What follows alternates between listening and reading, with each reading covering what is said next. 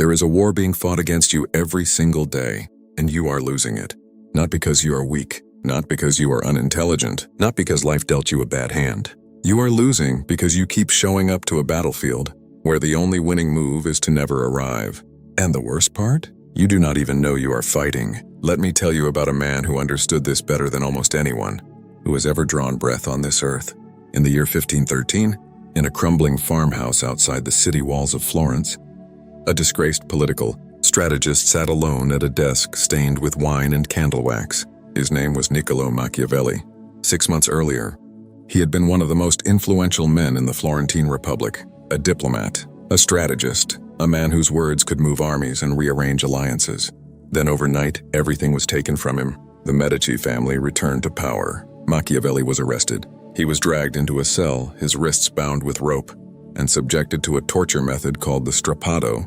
His arms were pulled behind his back, tied, and he was hoisted off the ground by his wrists until his shoulders dislocated. They dropped him, pulled him up again, dropped him, over and over. They wanted names. They wanted confessions. They wanted him to react. He gave them nothing. After his release, broken and humiliated, his enemies waited. They expected the inevitable. The desperate letters, the public begging, the political maneuvering of a man trying to claw back what he had lost. They expected him to show up at their gates with his pride on a leash. Some of his former allies even placed quiet bets on how long it would take before he cracked. But Machiavelli did something that none of them predicted. He disappeared. Not physically, they knew exactly where he was. He disappeared from their game. He retreated to that farmhouse, put on what he called his royal and courtly garments, and by candlelight alone began writing. Not a plea, not a defense, not a single word addressed to the people who had destroyed him. He wrote a book so precise in its understanding of human nature, so ruthless in its clarity, that it would still be read, studied, debated, and feared more than 500 years after every single one of his enemies had turned to dust and been forgotten. His enemies wanted a reaction. What they got was irrelevance. Their own irrelevance, because Machiavelli understood something that most people will go to their graves without ever learning. The moment you react to someone, you hand them the only thing they actually wanted, your power. Now let me ask you something, and I want you to sit with this honestly. When was the last time you reacted to something that, looking back, deserved nothing from you? Not the big moments, not the dramatic betrayals or the life-altering confrontations. The small ones. The ones that slip under your radar precisely because they seem so insignificant. The passive-aggressive comment your coworker made in a meeting, the one phrased as a question but designed as an insult. The text message from someone who knew exactly which words to use to pull you back into a conversation you had already decided to leave. The social media post that was not directed at you by name but was so clearly about you that your stomach tightened the moment you read it. The backhanded compliment at a family gathering. The silence from someone whose approval you did not even realize you were still seeking. What did you do? Be honest. If you are like most people, and I include myself in this, because I wasted years of my life doing exactly what I'm about to describe, you responded. You crafted a reply. You explained yourself. You defended your position with logic, with evidence, with carefully chosen words that you rehearsed in your head 3 times before you said them. Or maybe you did not respond out loud. Maybe you kept it inside. But you replayed it over and over. At 1 a.m., at 3 a.m., in the shower, on your drive to work. You edited the conversation in your mind, sharpening your responses, perfecting comebacks that would never be delivered, winning arguments that were already over. And in all of that, the replaying, the rehearsing, the defending, the explaining, you gave them something you can never get back. Not just your time, not just your energy. You gave them authorship over your internal state. You let someone else decide how you feel, and you did it voluntarily. Nobody forced you. Nobody held a gun to your head and said, think about this for the next 72 hours. You chose it because you were trained to. Here is the part nobody tells you. You were conditioned to react from the moment you could understand language. Every system you have ever moved through was designed to produce a human being who responds on command. School did not teach you to think. School taught you to raise your hand when called on, to answer when questioned, to feel anxiety when you did not have a response ready. Social media did not connect you to people. It trained you to engage, to reply, to comment, to feel a neurological pull every time a notification appeared, because behind that notification might be something that requires your reaction. Relationships did not teach you about love. They taught you that silence is punishment, that not responding means something is wrong. That if someone is upset, it is your job to fix it immediately with words. By the time you are an adult, you are a reaction machine. You are a person who cannot sit with an unanswered provocation, who cannot let an insult float past without grabbing it, who cannot watch someone be wrong about you without correcting them. And this training, this deep, invisible, lifelong conditioning is the leash around your neck. It is the leash that every manipulator, every narcissist, every gossip, every energy vampire, and every petty tyrant in your life has learned to pull. And they pull it because it works, every single time. There is an ancient philosophical concept that most people butcher when they try to discuss it. They hear the word Stoic and they imagine a statue, a person drained of emotion, a cold, rigid, unfeeling machine walking through life without joy or pain. This is not what Stoicism is. This is not even close. And this misunderstanding has done more damage to people trying to improve themselves than almost any other idea I can think of.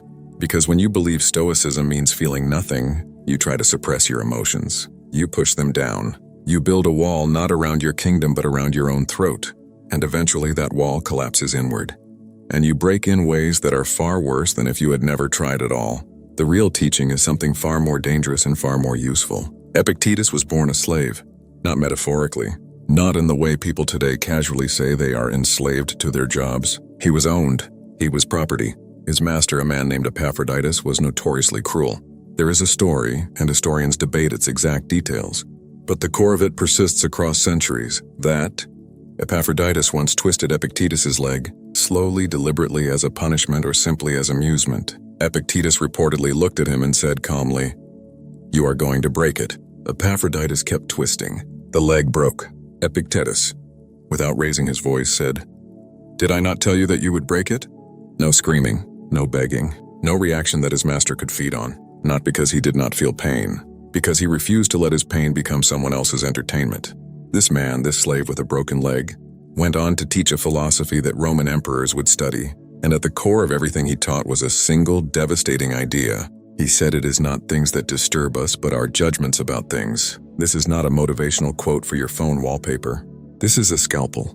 He is telling you that the insult did not hurt you. Your decision that the insult mattered is what hurt you. The betrayal did not break you. Your belief that you were owed loyalty is what broke you. The disrespect did not wound you. Your attachment to being respected by that particular person is the wound.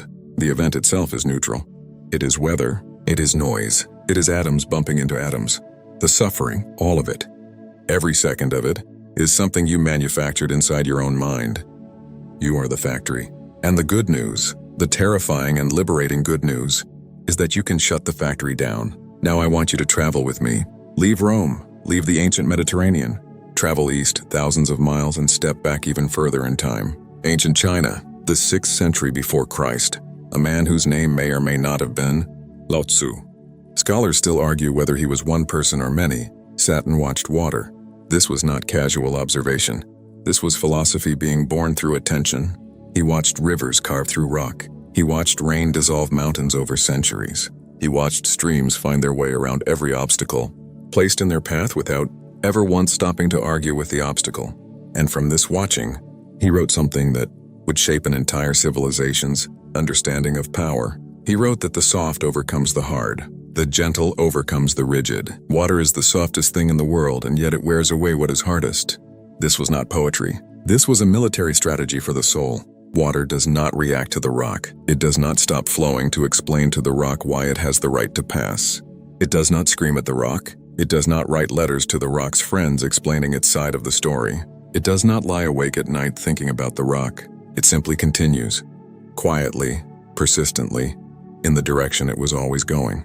And given enough time, not days, not weeks, but the patient, terrifying span of time that only the truly powerful can endure, the rock is the one that disappears. Two men, two civilizations that never made contact. Two entirely different languages, religions, cosmologies, and ways of understanding the universe. And they arrived at the identical bone-deep truth. The person who reacts is controlled. The person who remains unmoved is free. And this is not coincidence. This is proof. When the same truth surfaces, independently across cultures, separated by oceans and centuries, it is not a theory. It is a law as real as gravity, as unforgiving as time, and as consistently ignored as both. But philosophy is useless if it stays in books. So let me bring this into the room where you actually live, Your phone is on a surface near you right now, or in your hand. Think about what it did to you today. Before your feet touched the floor this morning, before your eyes fully adjusted to daylight, you checked it. You opened something, a message, a notification, a feed, and within seconds, before you had even decided what kind of day you wanted to have, your emotional state was being shaped by external input. Someone else's words, someone else's image, someone else's curated version of their life, and your nervous system responded. Not because you chose to, because you have been trained to. The phone is not a tool, it is a leash, and every notification is a tug. Think about the group chat, the one where someone said something 3 days ago that still sits in your chest like a splinter. Maybe it was a joke at your expense, maybe it was a subtle exclusion. Plans discussed in front of you that you were clearly not part of. Maybe it was nothing, maybe it was everything. You have thought about it more than the person who said it has thought about anything in the last week. You are carrying weight that the other person dropped the moment they hit send. Think about the person in your life who knows exactly how to reach you. Not with kindness, with precision. They know your triggers like a pianist knows keys. They know that if they mention a certain topic, you will engage. If they frame something as a question, you will feel compelled to answer. If they go silent in a certain way, you will come looking. They have mapped your reactivity, and they play it like an instrument. You are not in a relationship with this person. You are in a performance, and you are the one being played. This is not abstract philosophy. This is Tuesday. This is your lunch break. This is the 3 hours of mental energy you spend every week on people and situations that will mean nothing to you in 5 years, 3 years, 1 year, possibly 1 month. Marcus Aurelius was the most powerful human being on the planet, emperor of Rome, commander of legions that stretched from Britain to Mesopotamia, a man who with a single sentence could end a life, start a war, or reshape the borders of the known world. And every night, this man sat alone and wrote in a journal that he never intended anyone to read. Not speeches, not strategies, private reminders to himself about how to be a decent person in a world that was trying every single day to make him monstrous. He wrote that the best revenge is to not be like your enemy. Think about the weight of that. This is not a man sitting in a comfortable study theorizing about virtue. This is a man surrounded by assassination plots, sycophants, liars, and political operators who smiled to his face while positioning knives behind his back. He had every justification, every resource, every moral argument for retaliation. He chose not to, not because he was weak, because he understood something about retaliation that most people learn too late. When you mirror someone's poison, you do not neutralize it, you double it, and the second dose is inside you.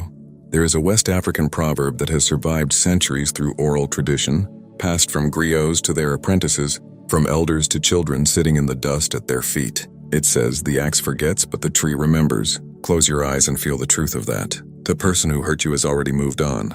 They are eating dinner. They are laughing at something on their phone.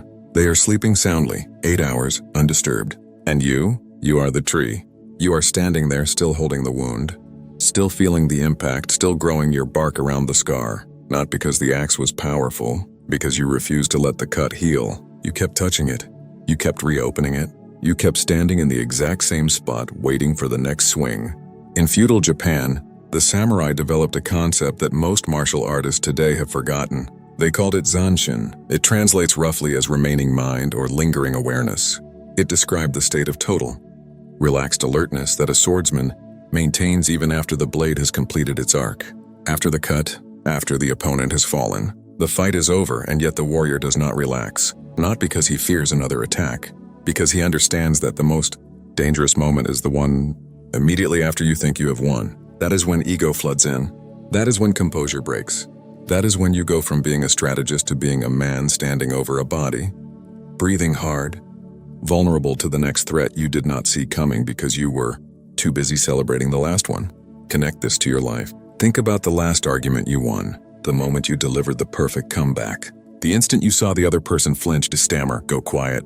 You felt it, that rush, that hot electric satisfaction of having won. And then what? An hour later, the satisfaction was gone, replaced by a strange hollowness. You won the exchange, but you lost something you cannot name.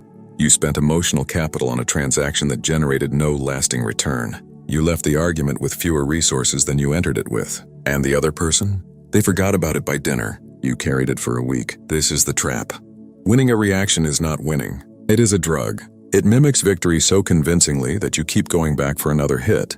and every hit costs more than the last.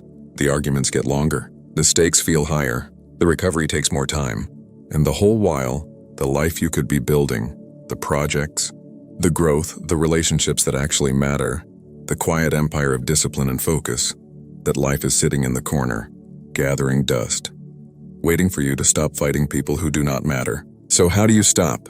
How do you actually build the architecture of non-reaction in a world that is engineered to keep you reactive? Not as a philosophy, as a practice, as something you can use tomorrow morning when the first provocation arrives, and it will arrive because it always does. The first thing you must understand is this: non-reaction is not suppression. If you take nothing else from these words, take this: suppression is poison. Suppression is swallowing the anger and smiling. Suppression is pretending you are fine when your hands are shaking under the table. Suppression will kill you. It will manifest as insomnia, as chronic tension, as the slow erosion of every relationship you have because you are leaking the resentment you refuse to acknowledge. What I am describing is something entirely different. It is recognition. It is awareness. It is the practice of watching your own reaction rise, feeling the heat in your chest, the tightening in your jaw, the sudden clarity of anger that makes you feel, for one dangerous moment, like you know exactly what to say. And instead of acting on it, simply seeing it, naming it, there it is. That is the trigger. That is the pattern. That is the part of me that still believes I need this person's approval, this person's respect, this person's acknowledgement to be whole. Viktor Frankl was a psychiatrist living in Vienna when the Nazis came. They took everything from him: his practice, his manuscript, a life's work, sewn into the lining of his coat, discovered and destroyed. His wife, his parents, his brother, all killed. He was sent to Auschwitz, then Dachau.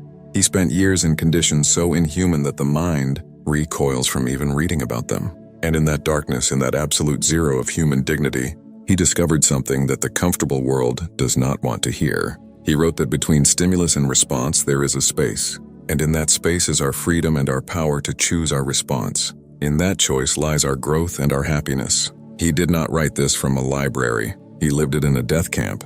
He found the gap between what was done to him and how he responded. And in that gap, he found the last territory that no one could invade.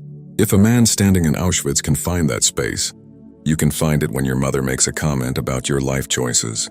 You can find it when your ex sends a text designed to unravel you. You can find it when a stranger on the internet decides you are their target for the day. The gap is there. It has always been there. You just move too fast to notice it. The second practice is learning to sort. Not everything that reaches for your attention deserves to touch it. Most people treat every provocation as if it carries the same weight. A stranger's opinion occupies the same emotional territory as a genuine threat to their family. A throwaway comment from someone they will never see, again, generates the same cortisol response as a betrayal by someone they love. This is not sensitivity. This is a failure of categorization, and it is draining you dry. You must learn to ask one question before you respond to anything. Does this affect my safety, my livelihood, or the people I have chosen to protect? If yes, then respond, swiftly, decisively, with the full weight of everything you are.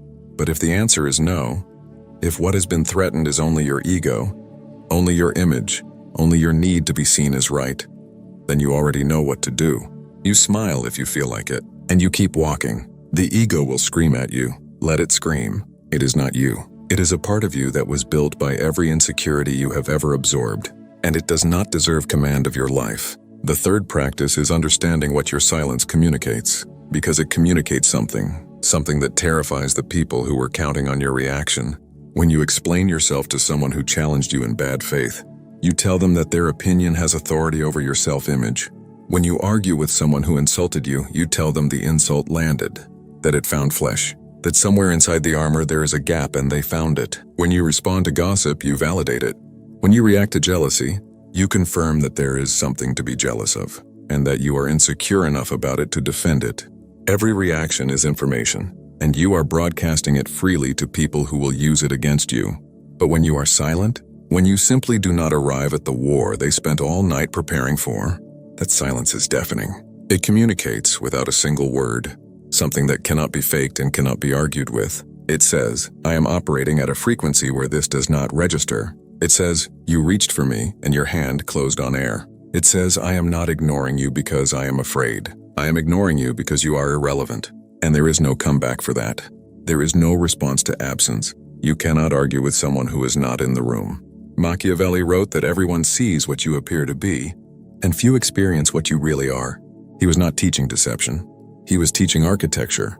He was saying that the image you build through consistent, disciplined non-reaction becomes more real than whatever chaos is happening underneath. Not because you are hiding, because you are choosing. You are deciding every single day that the world gets to see the version of you that is composed, selective and unreachable. And over time, that is not a mask. It becomes the face. The practice becomes the person. The architecture becomes the soul.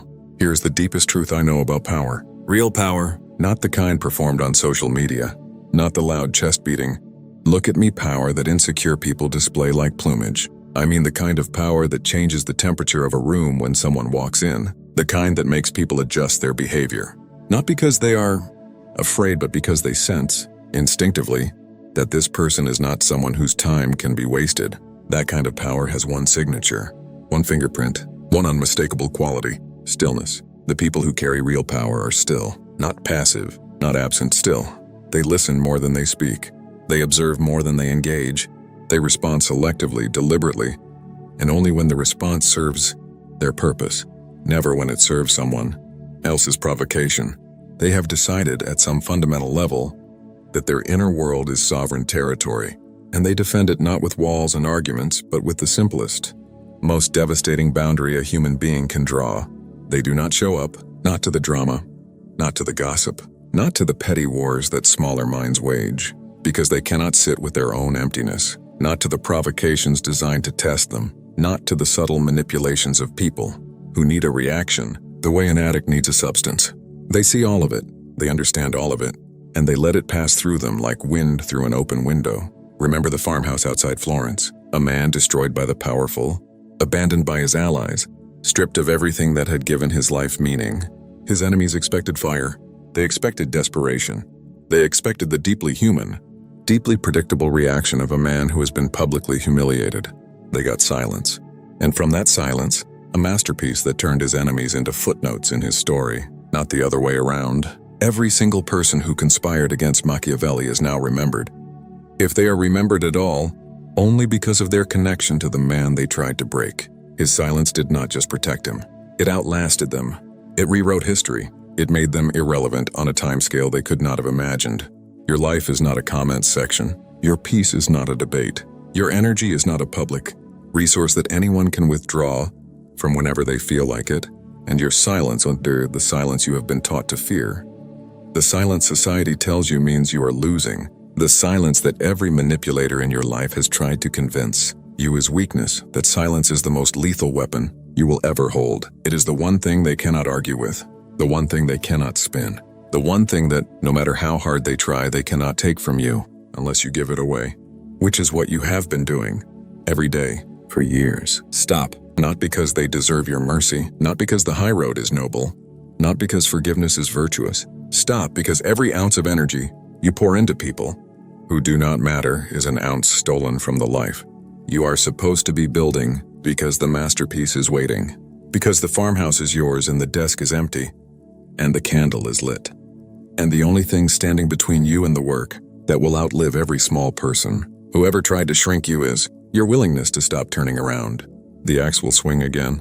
It always does. Let it forget, and let yourself grow. If this is the kind of thinking that keeps you sharp when the world gets loud, stay close. There is more to uncover.